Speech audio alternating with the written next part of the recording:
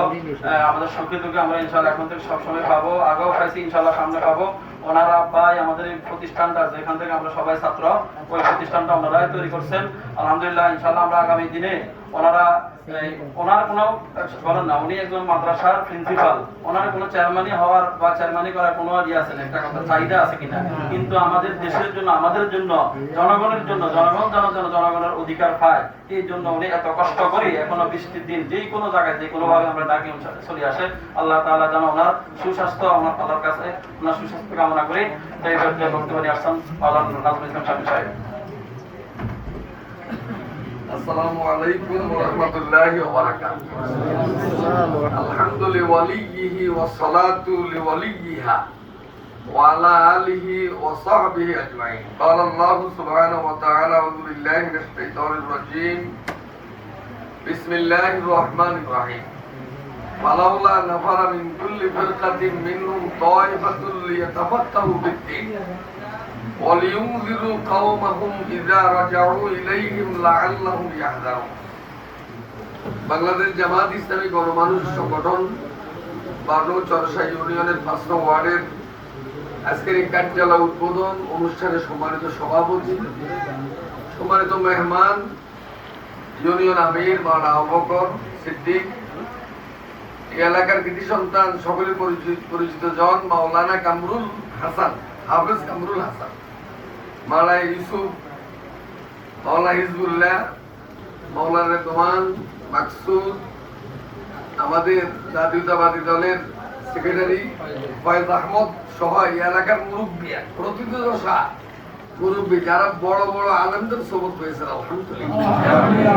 আজকের এই বৃষ্টিমুখর পরিবেশে আমরা যারা উপস্থিত পেরেছি, ইসলামী আন্দোলন, ইসলামী ছাত্র শিবিরের নেতৃবৃন্দ সহ বাজারে ব্যবসায়ী এবং নামাজি দিনী ভাইয়েরা, আল্লাহ তাআলা শুকরিয়া আদায় করি আলহামদুলিল্লাহ। আজকের এই দিনে আমরা দিনকে বোঝার জন্য, দিনকে মানার জন্য একটা দিনী মার্কাজে পৌঁছি আলহামদুলিল্লাহ। এই জাতীয় প্রোগ্রামে আমরা অনেক সময় ডোকডাল বাজাইলে অনেকে উপস্থিত হয় না, কিন্তু আল্লাহর রহমতে আমরা আসছেন না, এটি হচ্ছে ইসলামের পূর্ণতা, দ্বীনের পূর্ণতা। দরুদ ও সালাম পেশ করি সাইয়্যিদুল মুরসালিন মুহাম্মদুর রাসূলুল্লাহ, যিনি হাঁটি হাঁটি বাবাকর ইসলামী আন্দোলনের কাজকে বেগবান করার জন্য জেল, জুলুম, নির্যাতন, নিপীড়ন সহ্য করে দ্বীনের কাজকে এগিয়ে গিয়েছেন আলহামদুলিল্লাহ। যার সমাপনী ভাষণে বিদায়ে বলা হয়েছে, আল্লাহ বললেন আল ইয়াউমা আকমালতু লাকুম দীনাকুম ওয়া আতমামতু আলাইকুম নি'মাতি ওয়া রাদিতু লাকুমুল ইসলাম দীনান। সেই দিনের উপরেই আল্লাহ আমাদেরকে থাকার তৌফিক দান করুন, আমিন। জান্নাতি মর্যাদা কামনা করে সওয়াবে সালেহিন, আমিন। উলামায়ে মুতাকাদ্দিমিন, মুতাআখিরিন যারা চলে গেলেন দ্বীনের কাজ করে, বিশেষ করে এই যে মাসটা চলছে জুলাই এবং আগস্ট, এই আন্দোলনে যারা সময় দিলেন, অর্থ দিলেন, জান দিলেন, মাল দিলেন, যাদের কারণে আজকে এই উন্মুক্ত পরিবেশে একটা অফিস উদ্বোধন করা যাচ্ছে, বিষয়টা কি সহজ না কঠিন? আল্লাহ তাদের এই জান দেওয়াকে আপনি কবুল করুন, আমিন। তাদের প্রচেষ্টার কারণে আজকে 3 তারিখের বাজারে আমরা দোতলাতে, তাও দোতলাতে বসে একটা অফিস উদ্বোধন করতেছি, এটা কি সোজা মোজা বিষয়? আল্লাহ যারা এই সময় দিলেন তাদেরকে সময় জানান, আমিন। আমি 2-3 মিনিট কথা বলবো। কথা আলহামদুলিল্লাহ সিদ্দিক ভাই, হাফেজ সাহেব, ইউসুফ, আপনারা অনেকে না কইলো আপনাকেও কথাই আল্লাহ পাক বলেন যে ইন্নী জাইলুন ফিল আরদি খলিফা, খেলাফতের জন্য আমি তোমাদেরকে পাঠিয়েছি। আল্লাহর এই খলিফা হিসেবে আমাদের কাজ হলো কার খেলাফত? আল্লাহ। আল্লাহর এই খেলাফতের দায়িত্ব পালন করতে হলে আমাকে জ্ঞান অর্জন করা লাগবে। ইলম না থাকলে আমল করা যায় না। আমলের মূলক করলো আইন মিমলা, ইলমের মূলক করলো আমলের মূলক করলো আইন মিমলা, আর ইলমের আইন লাম মিম, অক্ষর 3টে, আগে পরে আগে যদি মানতে হয় তাহলে জানতে হবে। আমাদের কাজ হলো আল্লাহর খেলাফত প্রতিষ্ঠা করা, আর এই খেলাফত প্রতিষ্ঠা করতে হলে কিভাবে ইসলামী বিপ্লব কায়েম করতে হবে, মানবতার খেদমত কিভাবে করতে হবে তাইলে জানতে হবে। টাকা চাইতে হবে, তো যাইতে হলে গাড়ি লইতে হবে, গাড়ি লইতে হলে টাকা লইতে হবে। কি জরুরত? জান্নাতে যেতে হবে কার কাছে? আল্লাহর কাছে। এখন জান্নাতে আমল করার জন্য ইলম লাগবে। এলেম অর্জন করতে এখন এখানে যারা বয়স্ক যারা হস্তাবার আব্বালাম আমরা এখান দিতে কিন্তু আবার করতে বরং বয়সের এমন এক সীমাবদ্ধতা ছেলে অষ্টভর্তি হইতেছে আমরা আগে 6 হচ্ছে গেছান মানুষ যায় না ছেলেকে ভর্তি করে না আমরা যারা পড়ন্ত বয়সে বা বয়স বেড়ে গেছে তারা তো জ্ঞান অর্জন করার সুযোগ নাই মাদ্রাসা স্কুল কলেজে ভর্তি হওয়ার সুযোগ নাই তাদের জন্য একটা প্রতিষ্ঠান জামাত ইসলাম আর ছাত্রদের জন্য একটা প্রতিষ্ঠান ইসলাম ছাত্র শিবির এটা হলো অনন্য এক শিক্ষা প্রতিষ্ঠান এখানে ইলমে হাদিস ইলমে কোরআন ইলমে ফিকহ ইলমে বালাগাত ইলমে তাসাউফ ইলমুদ দাওলা রাষ্ট্র পরিচালনা সহ সকল ইলম অর্জনের জায়গা এটা সুবহানাল্লাহ তাহলে এই মার্কাজটা প্রতিষ্ঠা হতে সুবিধা হয়েছে না অসুবিধা হয়েছে সিদ্ধার কাছে মাদ্রাসার নামে ছেলের বয়সে এক ছেলের কাছে না পড়ি কিতাব আপনারা বলতে পড়ো কিতাব আপনি পড়বেন কিতাব আপনি পড়াবেন ইয়া কিতাবি আনতা ইনদি রাউজাতু এই কিতাব তুমি আমার কাছে এক বাগান সুবহানাল্লাহ কোন নাকি সুবহানাল্লাহ আনতা বিল্লাইলি সামিরি ওয়াসাদিতি বিন্নাহার তুমি দিনের বেলা আমার বন্ধু আর রাতে আমাকে কিচ্ছা কাহিনী শোনাও কিতাব যখন আমরা বলি তখন কিতাব কথা কি কথা বলে রাসূলের কাছে প্রথম যে ওহী এসেছে ওহীর নাম ছিল ইকরা পড়িও না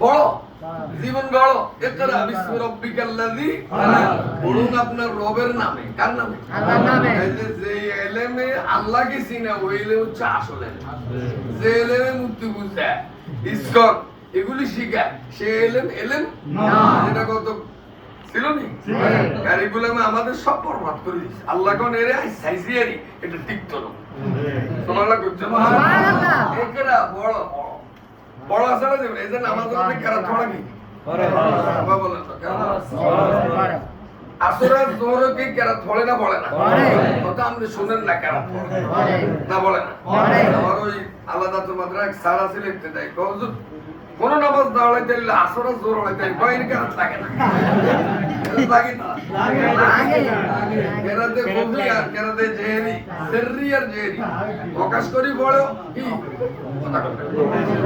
নামাজে কেরাত পড়া লাগে ছয় ফরজের ভিতরে তাকবীর তাহরিমা বলা খাড়া হইয়া নামাজ পড়া কেরাত পড়া রুকু করা সিজদা করা এখন একজন লোক নামাজ পড়লো আল্লাহর কথা বলছি উনার প্রথম নামাজটাই যদি কেরাত সহি না হয় নামাজ হইছে তো ঠিকানা লিখছে সিটি ঠিকানা লেখো যাবো পশ্চিম জাফরপুর লেব হইছে পূর্ব জাফরপুর তো সেটি কি পশ্চিম জাফরপুর যাইবো না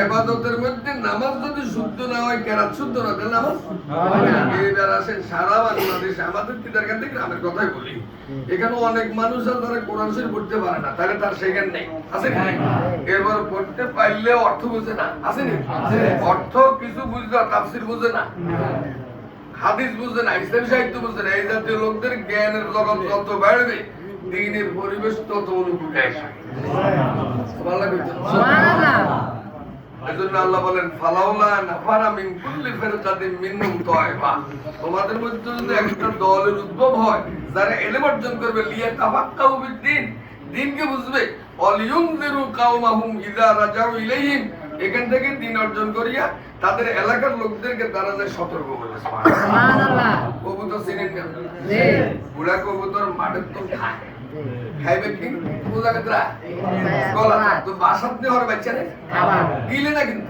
জবাব নেয় না খাওয়া আপনি এখান থেকে জ্ঞান অর্জন করে আপনার ছেলে মেয়ে পরিবার পরিজন কু আনফুসাকুম ওয়া আহলিকুম নিজে শিখবেন সন্তানদেরকে শিখাবেন তাহলে এই প্রতিষ্ঠানটাকে মায়া করে দায়িত্ব কার কার আছে আপনি আল্লাহ কবুল করে আমিন করতে আগে নি আসরের পরে মাগরিবের পরে এই আসারিয়ে বইতান জন্য কথা নিয়ে বলা কথা কোনটা আসারিয়ে বইতান জন্য কোরআন শরীফের দুটো আয়াত পড়লে সওয়াব না গুনাহ সওয়াব আমি জানি এখানে লোকজন আগ্রহ আছে আরো সময় নেই আল্লাহ আমি এত সময় দিতাম না কারণ হইলো এত সময় যদি এখন দিই পরে আর কত করে উদ্বোধনে যদি এত সময় দিই অন্য সময় কত দিই আর তো না কামাছে না এই জন্য সকলের তাড়া আছে আমরা দিন বুঝার জন্য জানবো কোনটা কেন আগে জানবো পরে বুঝবো একবার মানবো কালু লাউ কুন্না নাসমাউ আও নাকিলু মা কুন্না ফি আসহাবিস সাইদ জাহান্নামীরা বলবে আরে যদি আমরা জমিনে লাউ কুন্না নাসমাউ যদি আমরা কান দিয়ে